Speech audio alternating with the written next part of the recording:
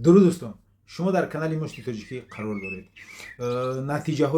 نتیجه های محاربه هایی که دیروز گذشته بودند، بوکس، مشتیلوچ و MMA. شروع میکنیم از بیرنکل مشتیلوچ. شودروز دولتов بر ضد магомед амагаев پیش از قبل از همون محاربه شودروز دولتов رو اجازت ندادند که داخلی همون چی شود و محاربه کند بر ضد магомед амагаев.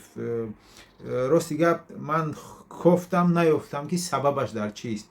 دوستان کدومی که میدونن برای چی شودروز دولتов رو با تخلص ایتالیان است بفیرم در محاربه مشتیلوچ، بوکس مشتیلوچ اجازت ندادند که بر ضد магомед амагаев محاربه کند. آنها یک بار محاربه کردگی بودند و حاضر سببش نامعلوم که برای چی همین محاربه رو قطع کردند. شودروز دولتов رو اجازت ندادند و سلیمان محمدов باشد، او با یاکوف بوکین محاربه کرد در همین مشتیلوچ در بیرنکل و متاسفانه در راوند یکم با فیرم بود مغلوب شد، چون که با فیرم که همون چیش همون جاغش داشت فوکش شکستگی بود، پیش از این زخم خوردگی بود و ضربه خورد و یا دوباره همین فوکش درد کرد یا کی نمیدونم. از همین سبب از بازی دست کشید، از محاربه دست کشید و مغلوب شد و یاکوف بوکین دست بالا شد. اگر تو زخمی هستی یا کی نمیدونم یگان جا درد میکند، این ورزش است برای چی تو قبول میکنین همین ورزش ها میبروی خطا شرمنده میکنی برای پول. من نمیدونم دوستان، باید نمیکرد سلیمان محمدов، باید که همون جراحی میکرد یا که همون طبابت میکرد خودش، بعد خوب که میشید بعد میبرمد.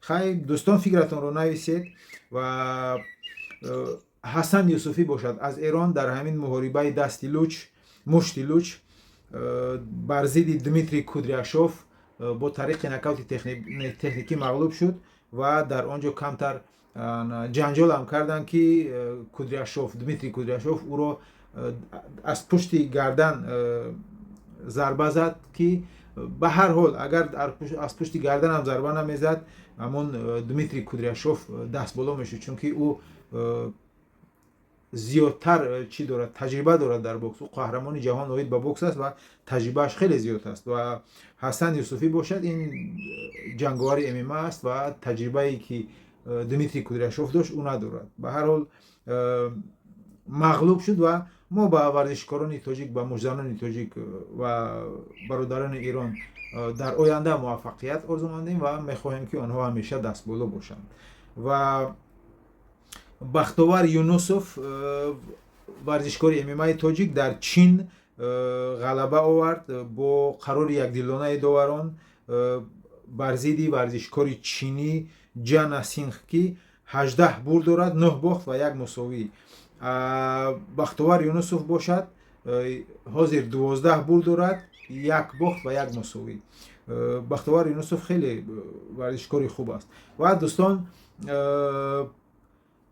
سرورجان خمیدov در لیگ PFL حریفش رو در راوند اول بود با فیرم با اصول بوغی کردن مغلوب کرد، یا در راوند دوم بود ببخشید، در راوند دوم حریفش رو با طریق بوغی مغلوب کرد. حریفش گفت که ناحقی کرد داور، چون که ما رو پیش از مهلت چی کرد. فکر میکنم که سرور حمیدov 100% او رو بوغی کرده بود، چون که از هوش رفت، یک 2-3 ثانیه از هوش رفت بعد به خود آمد و سرور حمیدov 100% در این محاربه دست بالا شد و ما امیدواریم که سرور حمیدov در لیگ PFL جهانی قهرمان می شود. 17 برد دارد، 1 باخت. یگان چی انشالله که در آینده خوب دارد و قهرمان PFL می شود و ما او را شاید که در شرکت UFC هم ببینیم. و دوستان کمیل کراته باشد باز مساوی کرد بر ضد عادل خان کمالوف برای камарбанди октагон ва онҳо бояд ки бори чорум вохӯранд. Ин ба қавли ҳамон як гапо санта барбара шуд. Ҳама агар дидагӣ бошад, як 30 сол пеш буд, чун силсила филми санта барбара ки намедонам 1000 сериал буд, намедонам. ҳаминам ҳамо камил карате мисли ҳамон санта барбараш кард, чорум моҳориба. шояд ки дар оянда дар бори чорум камил карате дастболо шавад ва мутаассифона ҳозир мусовӣ шуд ба қавли русони чия бар зидди Одилхон Камолов аз Ӯзбекистон. ва дӯстон, хабари беҳтарин хуш ки Отабек Раҷабов 6-0 қаҳрамони лигаи Панкрейс дар ҷопон шуд ва ӯ ҳарифи ҷопониашро бо тариқи сабмишн буғӣ кардан шикаст дод ва қаҳрамони лигаи Панкрейс 363 шуд. дӯстон, Отабек Раҷабовро табрик мекунем барои камарбанди Панкрейс ба Тоҷикистон меояд ва рекорди Отабек Раҷабов 6-0 аст.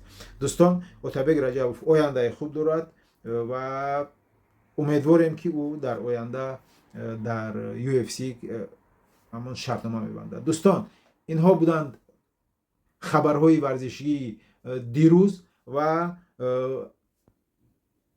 90% варзишкорони тоҷик бурданд ва мо умедворем ки дар оянда ҳам ҳамин хел дастболо мешаванд. дӯстон, фикратонро дар бобати ҳамин варзишкорон нависед, дар бобати камил карате ва мушзанҳои лучи Тоҷикистон ки дар